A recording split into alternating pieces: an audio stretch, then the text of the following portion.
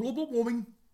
There is a giant crater in East Antarctica, and it's very bad news. Science alert reporting. Extinction of species and possible nuclear winter. Fake news. I'm gonna start. I'm not a journalist. Never gonna be a journalist. But I'm gonna make play a journalist. A very very bad performance this time. I promise you. Later on. But first, I have to, of course, say that I'm so. Again, I feel the pain of all the horrors that just go on all over the human world. I guess my next rant is gonna be a humanist rant again, because doing these videos is very hard. You know, keeping track on what's happening in the world and what's been done. It taxes a person. It takes a toll on an empathic person. But today, fake news, and I'm gonna start by in a way playing a journalist, and this isn't gonna go all that well. But this was interesting. It's food.mike, and it's Alex Orlov, a person called Alex Orlov writing, and the headline, and this is this can be found pretty easily in the internet. The headline is, "In Venezuela's food apartheid, if you don't support the regime, you starve." Now, of course, this is a pretty extreme headline, so one has to read what it's all about, and of course, since one knows that the United States is looking for a place to intervene in South America, and insert itself back to South America, and I would say that all the people who've proven themselves true humanists during, the last few decades have been talking very highly of past President Hugo Chavez and Venezuela. Whenever something dramatic is written about Venezuela, besides just simply stating facts, because of course the situation, as I've previously said, it is awful. I'm quite certain it's terrible there, and I'm so sorry again.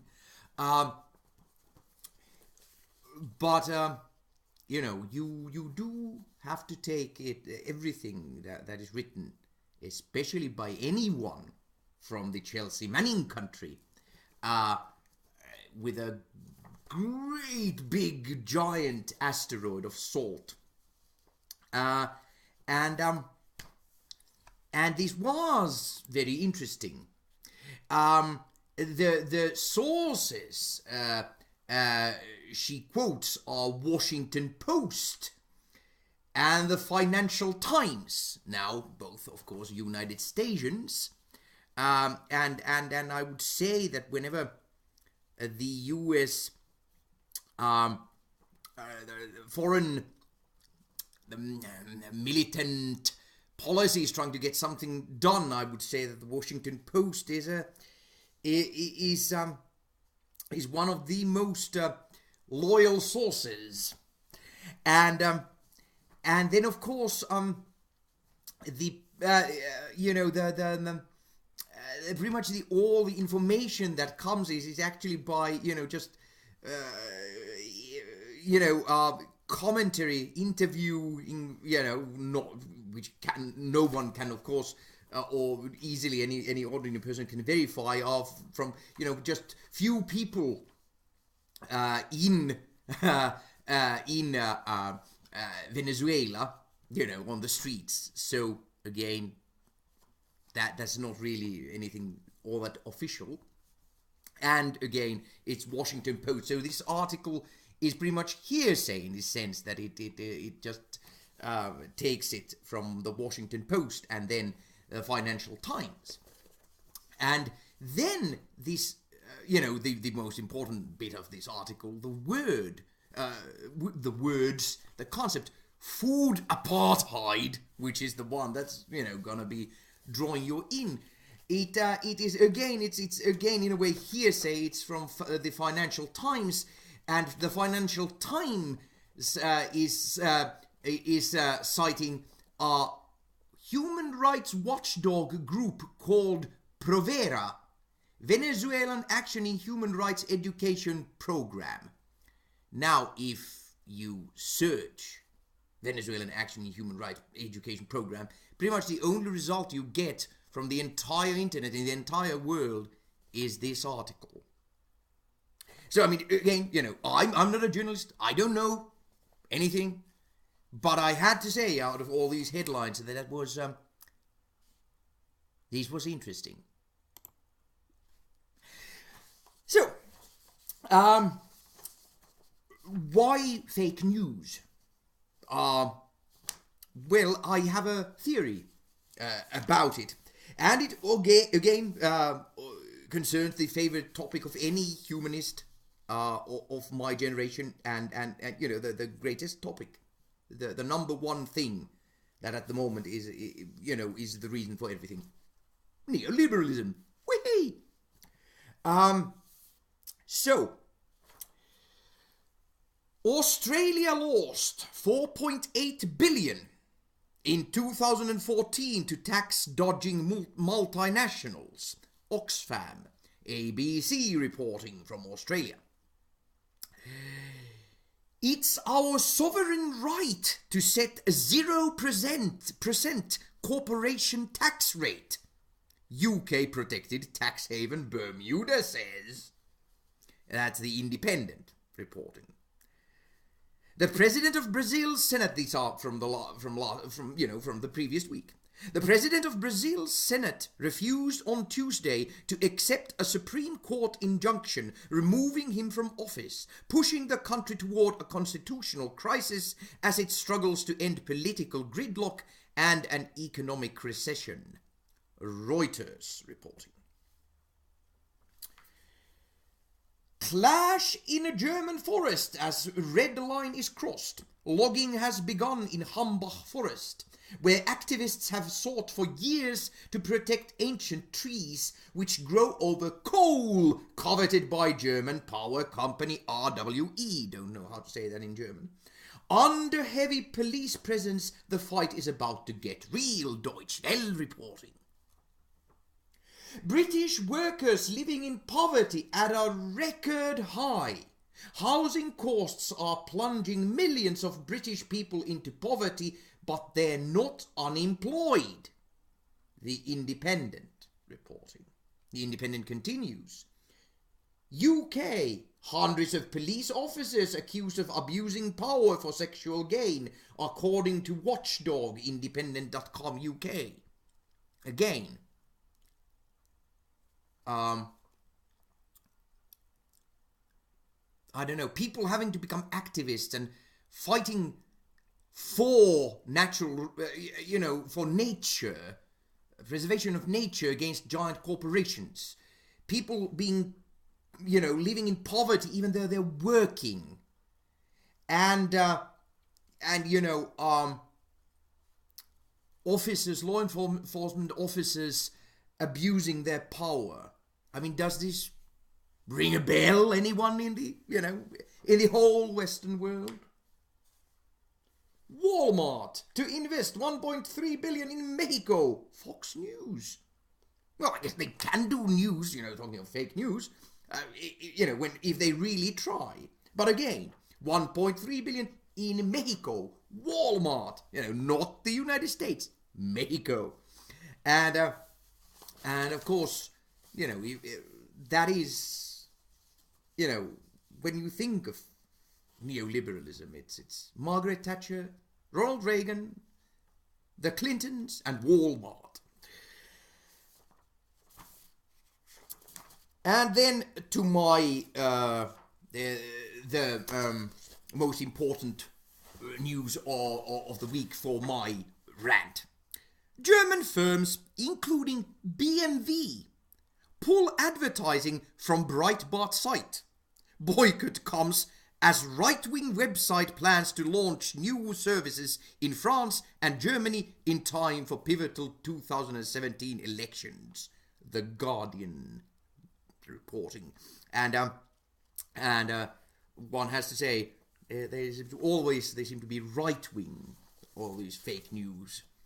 But I don't know, is this funny or what? I mean, it's like, Beamer and others, they couldn't give a toss so long as, if Breitbart spreads its lies and, F's up the Chelsea Manning country and everybody's life there, but when it comes here, then we pool our advertising money. Before that, we will be happy to advertise. And again, I guess this, in a way, harks back, I think, to my rant, I hope in my rant about YouTube. I said that it was a great opportunity for mankind when the internet, came to be, to say no advertising here. Total ban of advertising in the internet. Commercial. I mean, of course, one of us can say, we love whatever we drink or eat, but, paid advertising, real advertising, total ban. I can tell you, the world would be a very different place at the moment. It would be much better. Again, an opportunity missed, like so many others. But now we have advertising money, and we have internet full of complete clowns. And yes, I guess one might say that in the good old days, you said you mustn't believe everything you see in on television. Now I think you might say that you mustn't believe most of the things you see in the internet. Go figure. And again, I mean, would it be better if there weren't any money to be made anywhere? These stories about some of the, fake news that are actually manufactured. It's, teenagers somewhere in Moldavia. I'm so sorry if it happens that it isn't in Moldavia. It's Serbia, Montenegro. Again, now that the exact place is not important. Youngsters.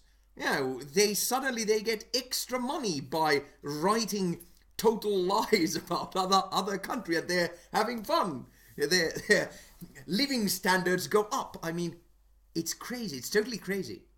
And again, somebody's quite happy to pay to advertise on a site that tells total lies and is going to mess up some other country's affairs. I mean, how unsocial can you possibly get? I don't know. How impolite is that? But that's the interesting bit. Most of this stuff, it's run by advertising from giant corporations. Now, who actually benefits the most from people, concentrating on all sorts of things that are unimportant? Their life is messed up, and they start hating poor people and unemployed people and immigrants, especially immigrants, and other representatives of other religions and so on. And they concentrate all their anger and energy, again, beating down on people who are under them, and they don't look up. They don't care about all the politicians and officials and giant corporations who are screwing them every day. So I mean, who again benefits from all this attention going to the completely wrong directions? The giant corporations who pay for the advertisement, in these fake news sites. That's interesting.